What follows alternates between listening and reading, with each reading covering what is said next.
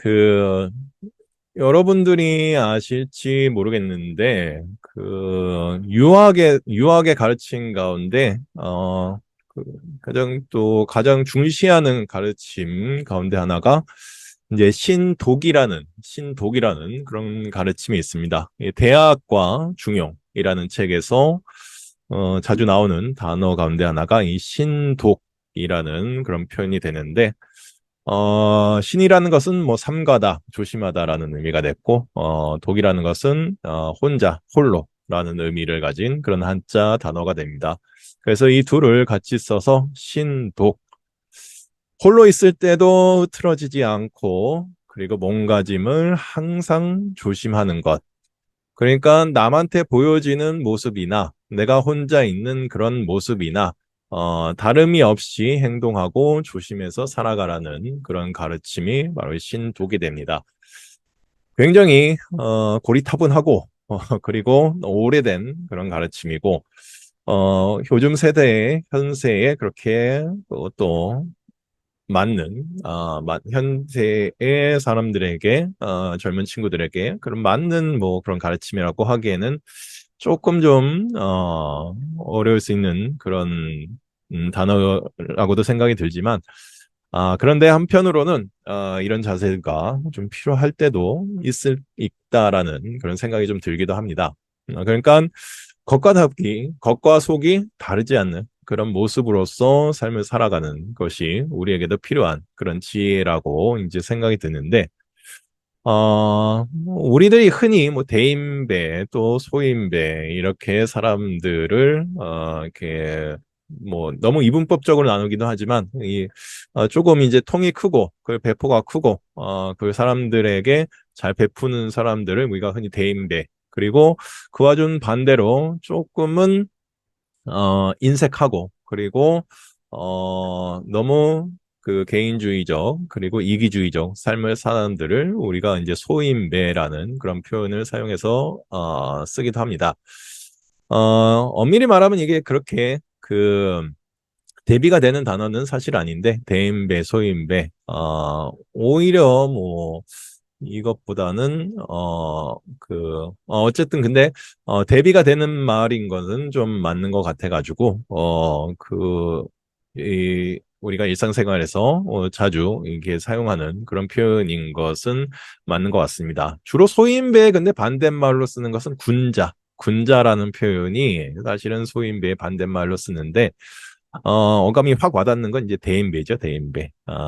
그래서 약간은 좀 츤데레 같은 매력이 있는 것을 우리들이 이제 대인배라고 이제 표현을 씁니다. 무심한 듯 지나가고, 그리고, 뭔가, 그, 아닌 척 하면서도 뒤에서 사람을 많이 돕는 그런 형태의 그런 성품을 지닌 사람들을 우리는 흔히 대인배라고 이제 표현을 해서 사용을 합니다. 기왕에 될 거라면 대인배가 돼야겠죠. 너무 쪼잔하지 않고, 너무 인색하지 않고, 그리고 너무 자기 것만 챙기기보다는 남들을 위해서 또 베풀 줄도 아는 그런 모습을 가진 것이 우리들이 인기가 많을 수 있는 방법이고, 그리고 멋있는 사람이 될 겁니다. 그리고 쿨하고, 좀 쿨한 면이 있는 것이 대인배라고 할 수 있을 것이고, 이제 소인배는 참 이제 주변에 종종 많이 볼 수 있는 그런 스타일들이 많이 있죠. 특히 이제 이 겉과 속이 내가 앞에서 사람들 앞에서 하는 얘기와 그리고 이 사람 앞에서 하는 얘기와 다른 사람들 앞에서 하는 얘기가 같지 않고 다른 그런 사람들을 일컬을 때 우리 소인배라는 표현을 많이 쓰고, 그리고 받은 것은 많은데 많은 것을 받으면서 베푸는 것은 또 적을 때 우리들이 소인배란 또 표현을 사용하기도 합니다. 마음이 좀 넉넉하지 못한 사람이죠, 사실은 소인배.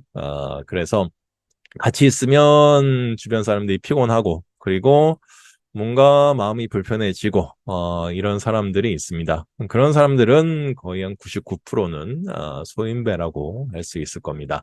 그래서 이왕 친해질 사람이라면 뭐 너무 이렇게 구분해서 사용하는 것도 뭐 그렇게 좋은 표현은 아니겠지만 굳이 그래도 가까이 하고 싶은 사람이라면 가까이 해야 될 사람이라면 소인배보다는 군자 또는 대인배 이러한 성품을 가진 사람들이 같이 옆에 있는 것이 좋을 겁니다. 뭐 근데 그런 분들은 뭐 굳이 뭐 얘기를 안 해도 주변에 사람들이 많이 있을 겁니다. 그래서 내 주위에 욕하는 것보다 칭찬을 많이 하고 그리고 많은 사람들이 따르고 존경하는 분이 있다면 그 사람들은 뭐 대인배일 확률이 더 높다고 할 수 있을 겁니다. 불교의 그 표현 가운데 이 사라는 게 있습니다. 사, 심소 가운데 마음을 구분하는 것 가운데 심소가 있는데 자, 심소 가운데 하나가 이 사라는 게 있습니다. 그 산스크리트어는 우페카라고도 부르는 단어가 이제 사인데 뜻은 뭐 내려놓는다 또는 균형을 잘 맞춘다, 그 평정심을 갖는다, 평등하게 이렇게 사람을 대하고 사물을 대한다는 표현이 이 사가 됩니다. 그래서 우리가 그 아까도 말씀드렸던 그 신독의 마음, 흐트러지지 않는 마음을 갖는데 좀 필요한 마음가짐이 바로 사가 아닐까라는 그런 생각을 해봅니다. 그래서 뭐 스테이빌리티, 뭐 이것도 역시 균형이라는 그런 용어가 되겠고, 그래서 이 균형을 잘 갖출 줄 아는 것, 내 겉으로 드러나는 모습과 내 내면 속의 모습이 너무 다르지 않는 그런 모습을 갖는 것. 굳이 남들한테 보여지지 않더라도 내가 가진 생각과 사상을 잘 평등하게 유지하고 갖출 줄 아는 그런 마음을 갖는 것 역시 또한 중요하다고 할 수 있을 겁니다. 너무 그 격식에 치우쳐가지고서 뭐 혼자 있을 때 너무 그 인색하게 나를 너무 가둬놓고 또 채찍질하는 그런 모습이 분명 옳은 것만이라고 할 수는 없을 겁니다. 그렇지만 꼭 그렇게 너무 아등바등 하는 것보다는 조금은 넉넉한 마음으로 사람을 대할 때 그 모습과 그리고 내 내면의 그것을 갖추고 또 공부할 때의 모습을 마음가짐 자체는 크게 다르지 않게 가져가는 것도 또한 중요한 요소라고 생각이 들고요. 그리고 이런 평정과 균형이 잘 갖춰졌을 때 내 마음이 고요해질 수 있고 또한 평안해질 수 있을 겁니다. 지금 우리가 굉장히 날씨가 굉장히 격변하는 그런 시기에 그리고 많이 변하고 또 많이 사람들을 조금 그 생활하기 어렵게 하는 그런 날씨가 지속이 됐는데 이럴 때일수록 우리가 평정심을 갖고 균형을 갖는 그런 마음을 갖는 것도 또한 중요한 것이 아닐까라는 그런 생각들을 해보는 오늘인 것 같습니다.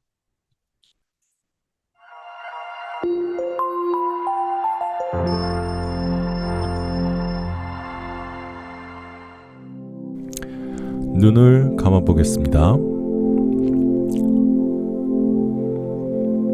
편안하게 자리를 잡고 허리를 똑바로 해보겠습니다.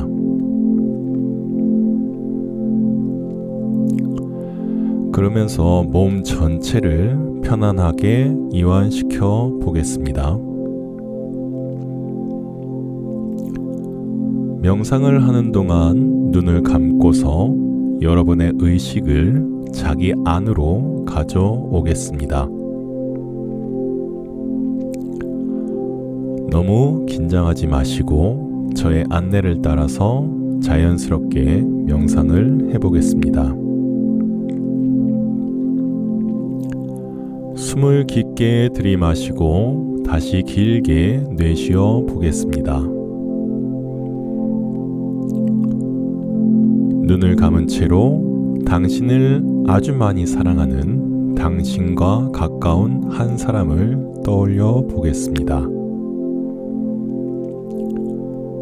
그 사람이 지금 당신 옆에서 당신에게 사랑을 보내고 있다고 상상해 보겠습니다.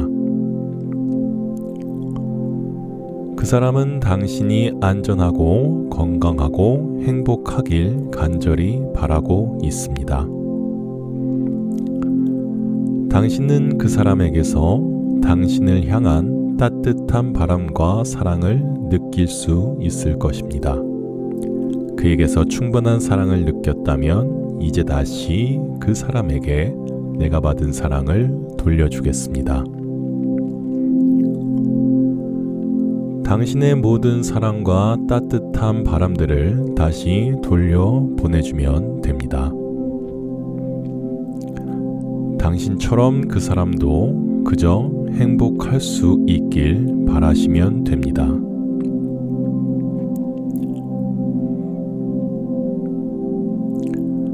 내가 사랑하는 당신이 평안하기를, 행복하기를, 고통에서 자유롭기를. 내가 바라듯이 내가 사랑하는 당신이 안전하기를, 건강하기를, 평안하고 행복하기를. 내가 사랑하는 당신의 삶이 행복과 건강과 안녕으로 가득하기를.